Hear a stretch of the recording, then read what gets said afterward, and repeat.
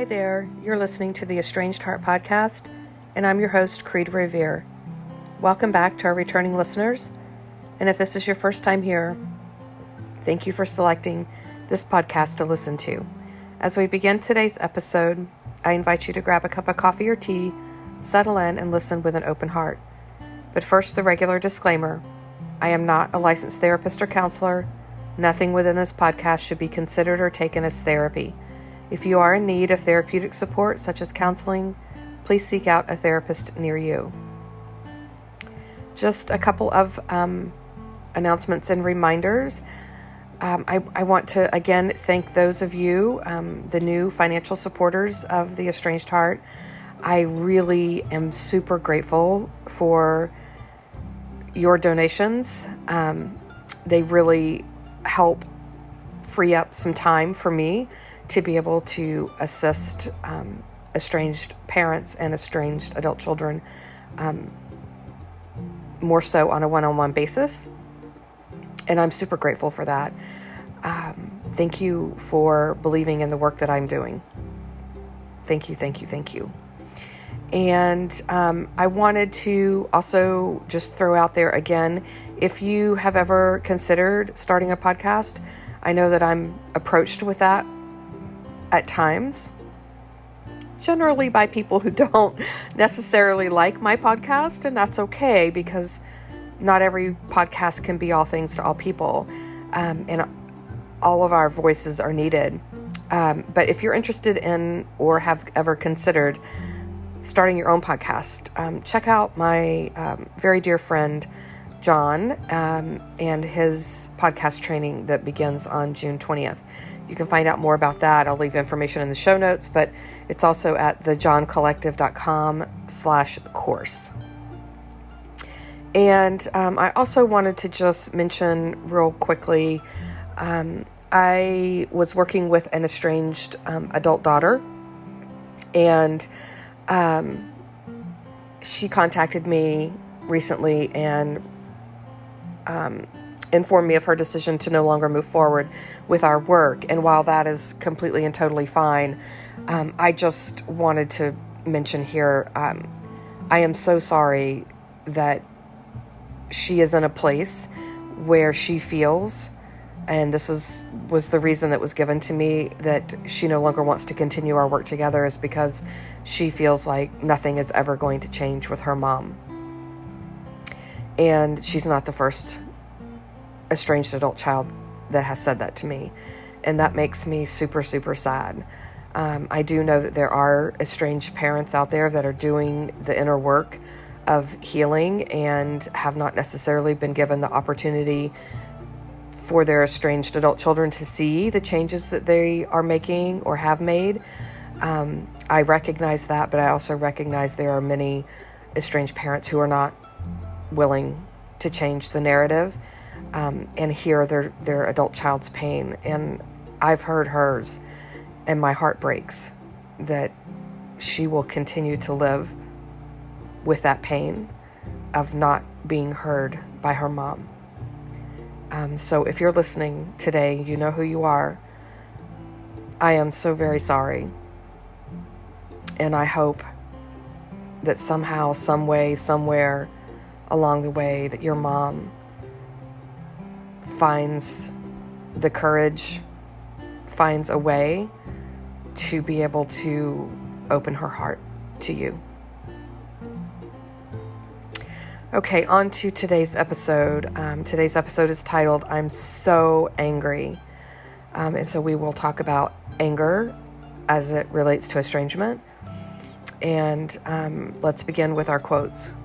The first quote is, if your children fear you, they cannot trust you. And that is by Authenticate and Nate. That's a podcast that I follow. The second is, there is no such thing as a negative emotion. All of your emotions are essential to your well-being. Learn their language and you can change your life. And that is by Carla McLaren, who is the author of The Language of Emotions.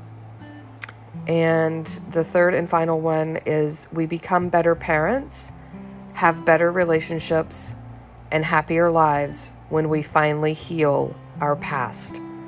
And that is by Sven Erlandson, who is the counselor and creator of Badass Counseling and author of There's a Hole in My Love Cup.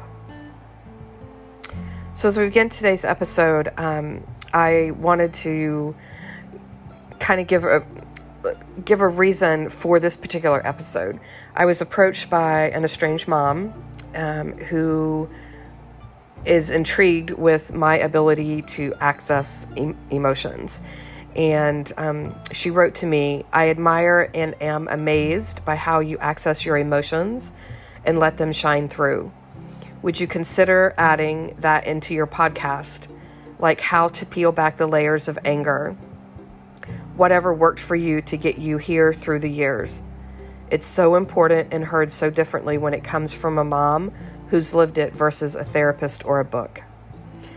So I wanted to do today's episode because of her outreach to me, which, by the way, if you have ideas, topics, things that you want covered, would like me to address in an episode, please feel free to reach out to me. I'm happy to listen to what your needs are, because this podcast is for you. So that being said, anger. I will quote two different people here in today's episode when it comes to anger, and that is Dr. Brene Brown and Carla McLaren. Again, the author, she is the author of The Language of Emotions, and she talks about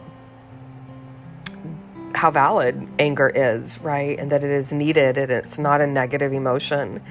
But I am a firm believer in that women, especially women, are not in touch with their anger for a variety of reasons. Our society says women should not be angry. Good little girls don't get mad, right? And so we tend to shove that down and shove it down and shove it down. And what tends to happen is the manifestation of anxiety and depression, right? While I had depression, a bit of depression during my estrangement, I was not clinically depressed. And I believe that, again, especially with women, I believe a lot of women experience clinical depression in part because they are not able to get mad and angry. And I'm here to tell you that your anger serves a purpose. It is there to help you, not to harm you and not to harm others. Where things get sideways is in the expression of the anger, right? There are healthy expressions of anger, and there are very not healthy ways to express anger that can be violent and bring harm to others. And so in today's episode, I want to talk about how, the expression of anger in the not so healthy ways causes damage. It causes trauma. And I did that with my kids when they were growing up. I was very angry as a child, as an adult, up until just after my estrangement occurred, and I got myself into therapy and started diving into why am I so angry. And growing up, my anger was not welcomed. And for me, a lot of children will end up suppressing that anger and becoming people pleasers because they know that the only way to get love from a caretaker, a parent, is to please them instead of being angry. And so that's what happens with a lot of cases. In my case, as a child, that did not happen. I became angrier. The more that my anger was not welcomed, the more that my anger was shamed, the angrier I became.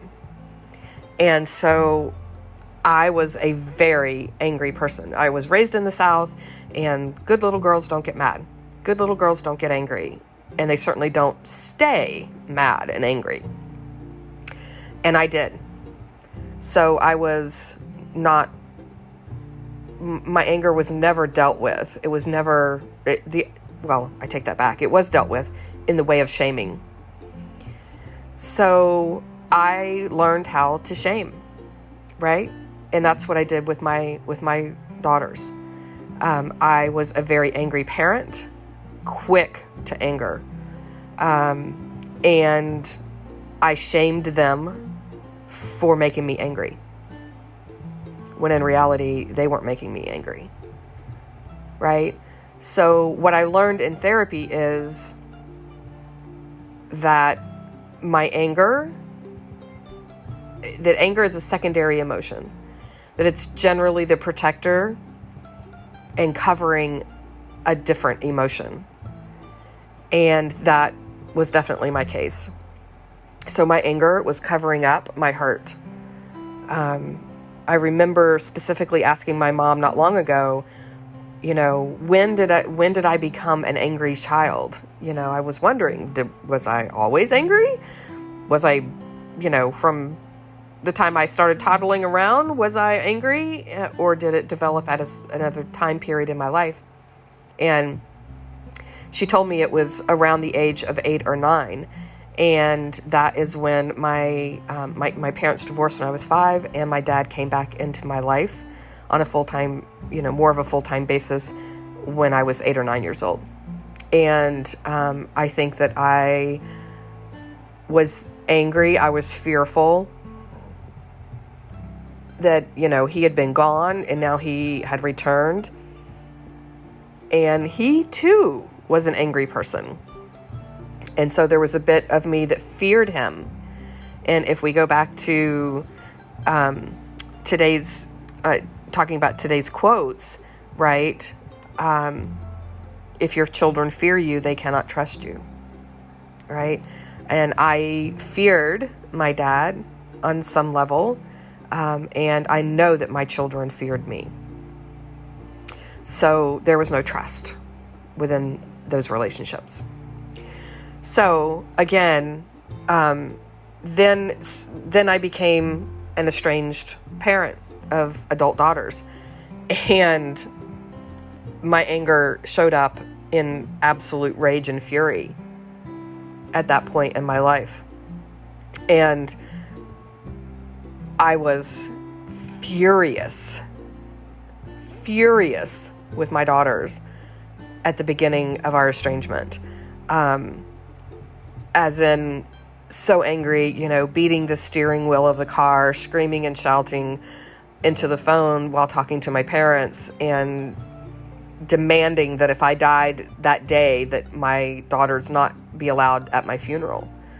I was just enraged, and I wasn't always enraged. It seemed to be that I was either, in the very beginning of my estrangement, I was either sobbing on the floor in the fetal position, or I was standing up, shouting, screaming, and, pounding my fist because I was so angry.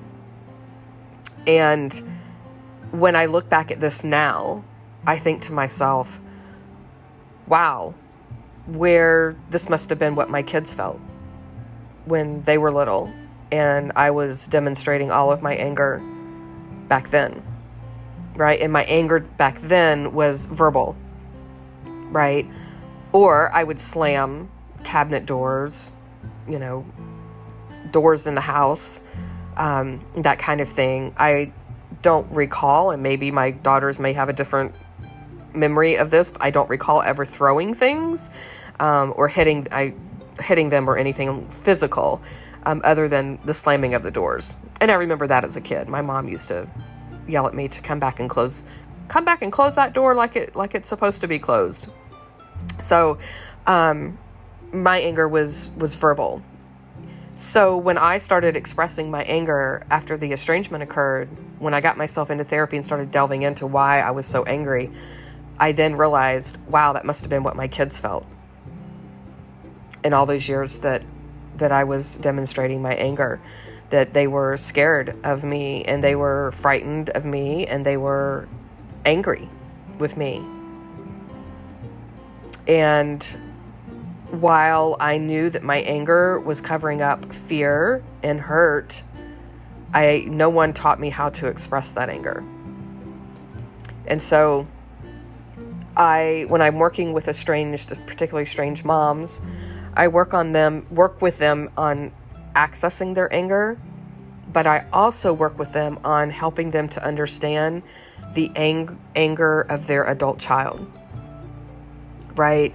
And why potentially they are angry. And I see that more often than not, right? And generally parents see, the adult child coming to them and saying, screaming or, being angry and telling them, I don't want to ever talk to you again. I want you out of my life and things like that. And while I know, because I have been there, how very hurtful that is, to hear that, I try to help moms to understand where that emotion is coming from. That the child is saying things and acting, expressing the anger in unhealthy ways, and trying to get to what's beneath that anger. What hurt, what pain, what fear, what shame might be lying beneath that anger. Because then we can take it. It tends to take the charge out of the display of anger. When when someone's coming at us full force with rage, right? It's really hard, and I get this. It's really hard in the moment to go, oh, they're hurting, right? It's not. Most people can't do that. However, what we tend to do is we sit and ruminate on it, and oh my God, they were so angry, and I'm so mad that they demonstrated that anger to me. And this is the same thing for adult children with their parents, right? If their parents are displaying anger at them, is in sitting with that and trying to figure out where is that pain coming from? What might they be feeling shame about that is beneath that anger? And then when we can understand that, or have an idea of it, or think that we know what might be running the show beneath the surface, it tends to take the charge out of, well, they hate me and they don't ever want me in their life again, and you have this feeling of hopelessness. So that's why I encourage working through it and getting curious about what's beneath the surface. So Carla McLaren talks, and I will have links to some of these articles and things that I've pulled offline in the show notes for today's episode. But Carla McLaren says, anger contains a great deal of focused, protective energy, and when we don't have enough of it, we struggle to set boundaries and protect ourselves in relationships. Without our healthy anger, we can lose our vitality and our capacity to react and respond in resilient ways. But when we're using too much anger, we've got so much energy that we're like loose cannons with revolving knife attachments that breathe fire. With too much anger, we set rigid boundaries and protect ourselves so fiercely that we make everyone's lives miserable, including our own.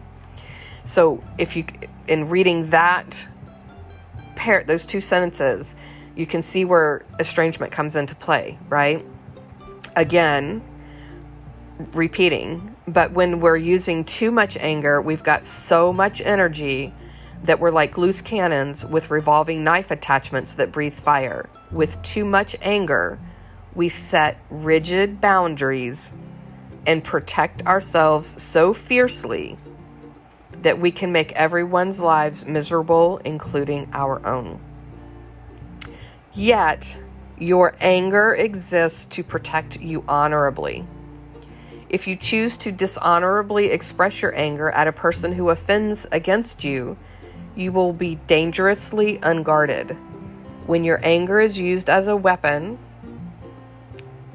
and your person is left without protection, your psyche will have to pour more anger into the situation.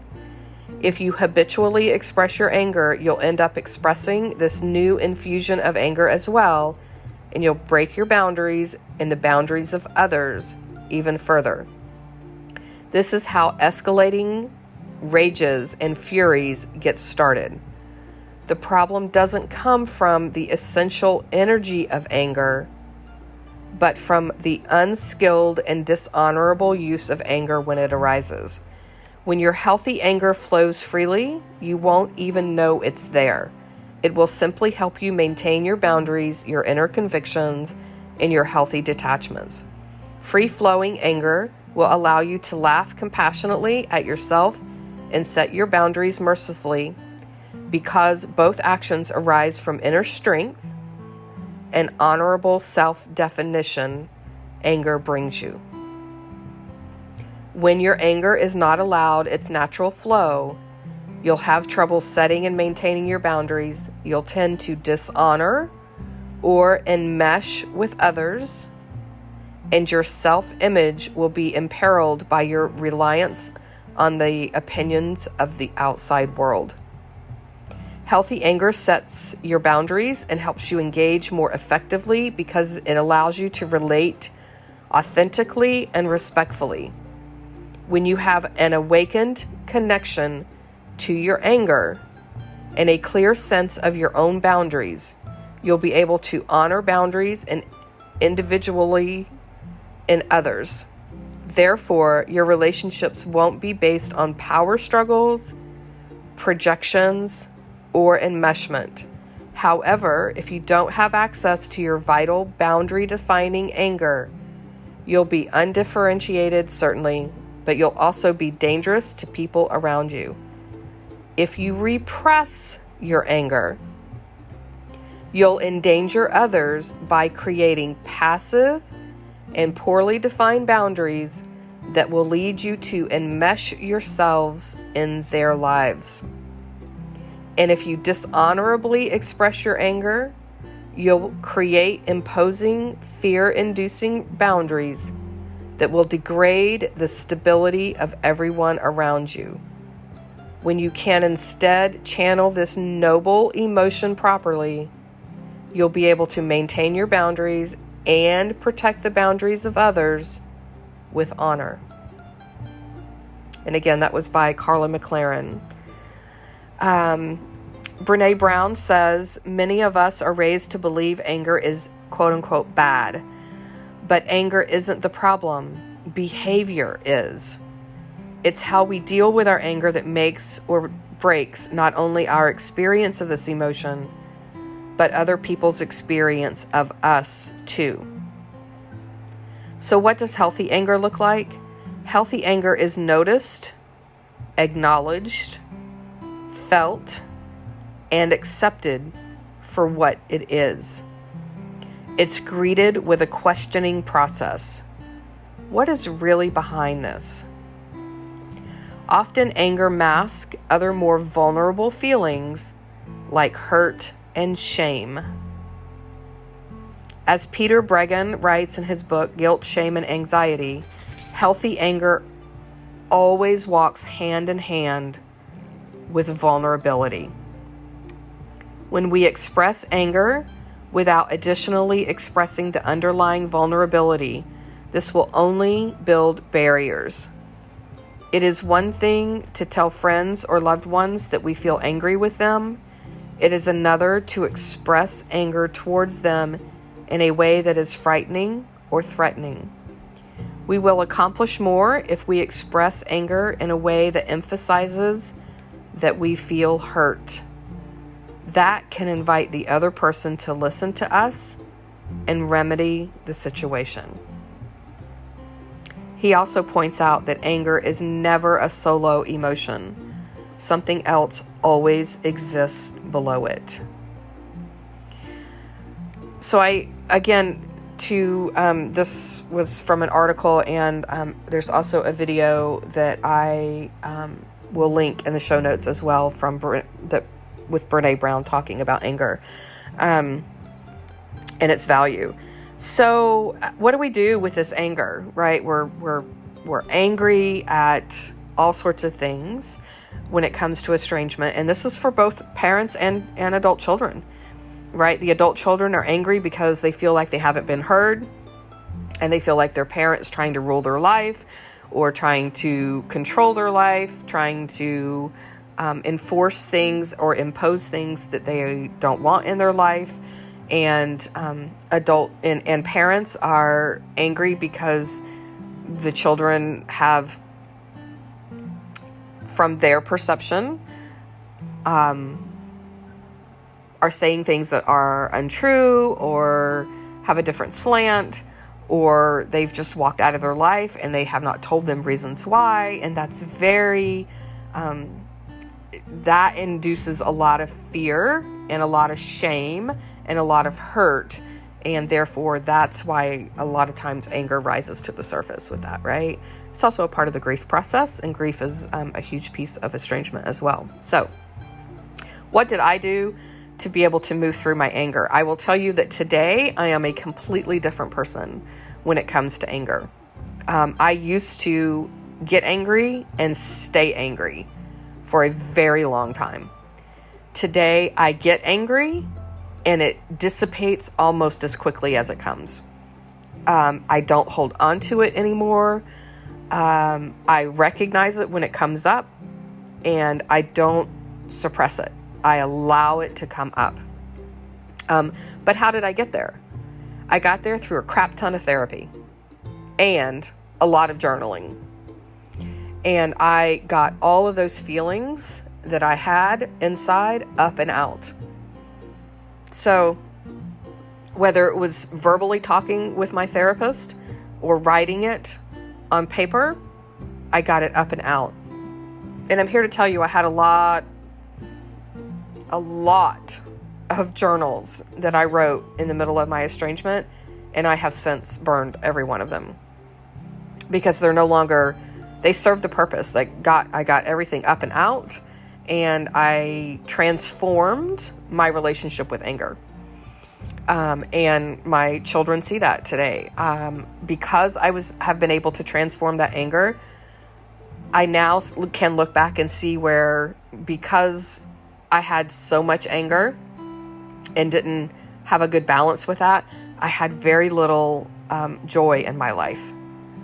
And now I have a very healthy balance of joy and anger and sadness and happiness and laughter and tears.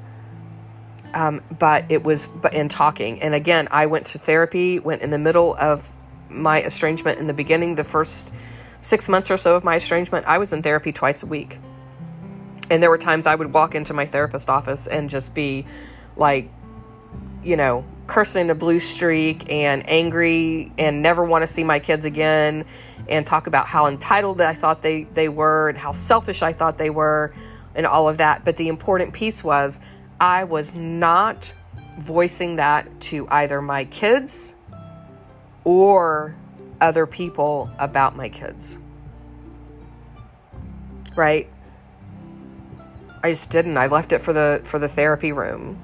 And I take that back. There were a couple of times that I had a really good friend of mine that in the throes of the emotional, something really emotional happening right in the moment, that I expressed that. But I also knew that my friend would not take that back to my kids, that she understood where that emotion was coming from, and that I would eventually work my way out of it and through it.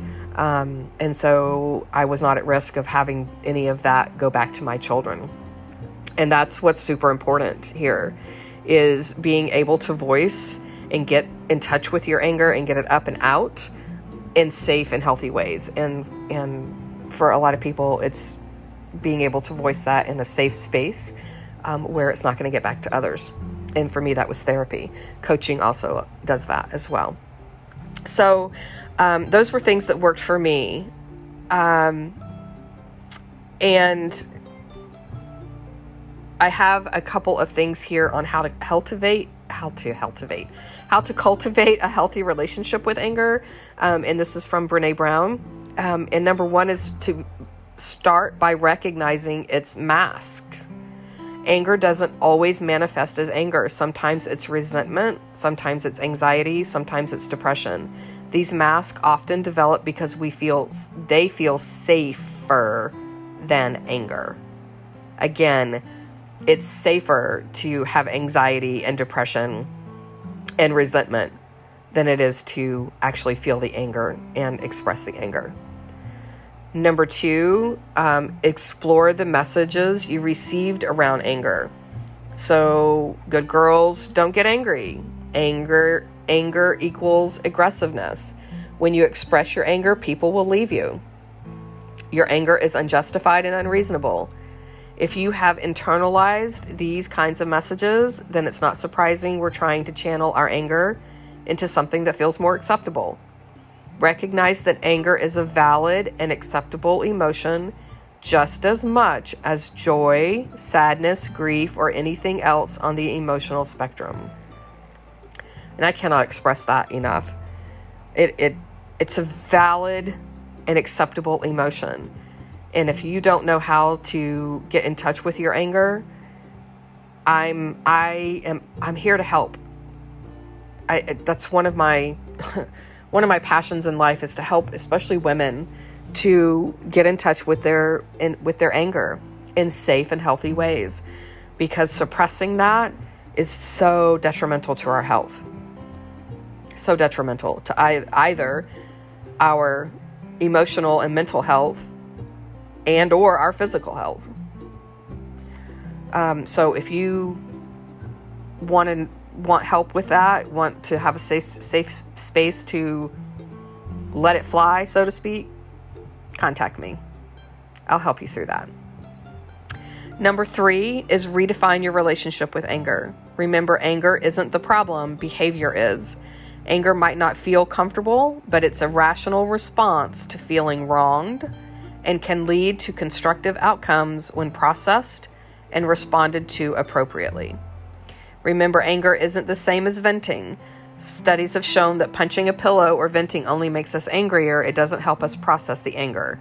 I will say I disagree with that to a certain extent. I did a lot of venting in therapy, right? But my therapist, it wasn't just a come in and, throw up anger all over the place and then walk out. We processed it, right? It wasn't just coming in and vomiting anger everywhere. It was processing. Why was I angry? What was this anger? How was this anger serving me? Things like that. And look for feelings underneath the anger. Usually these are a combination of hurt, shame, guilt, anxiety, or something similar. These are the root of our anger, and we need to acknowledge them, to relate to them, and express our anger in a healthy way. And then number 4 is practice conscious expression of anger. This might look like noticing you feel angry and taking a time out to process your feelings, getting to the root of your anger, and decide how you want to respond. Even if someone has genuinely wronged us, we will only raise more barriers in that relationship if we express our anger without expressing the emotions that lie beneath it. When we can share the spectrum of our experiences, however, we give the other person a chance to empathize with us and make amends. Let me read that again. Even if someone has genuinely wronged us, we will only raise more barriers in that relationship if we express our anger without expressing the emotions that lie beneath it. When we can share the spectrum of our experiences, however, we give the other person a chance to empathize with us and make amends. Again, this is a process, right? I am not saying you're going to get in touch. I'm going to get in touch with my emotions. I'm going to express them in a healthy way. And then I'm going to be reconciled with my children. And that's going to happen in 3 days. That's not how it works. Again, I was in therapy twice a week for the first 6 months of my estrangement. Right? And then I continued therapy. I'm still in therapy today. Because I am constantly uncovering, peeling back the onion one layer at a time to discover more and more and more and more things about myself so that I can learn how to be in healthy relationship with myself as well as with my children and every other relationship I have in my life, personal, professional, or otherwise. And anger is a very real and valid emotion. Yes, you're angry that your children have estranged from you. Yes, you're angry because your parents are not hearing you and you don't feel heard by your parents. There is anger, valid anger involved with estrangement. Where we get sideways with it, where it becomes unhealthy, is in its expression.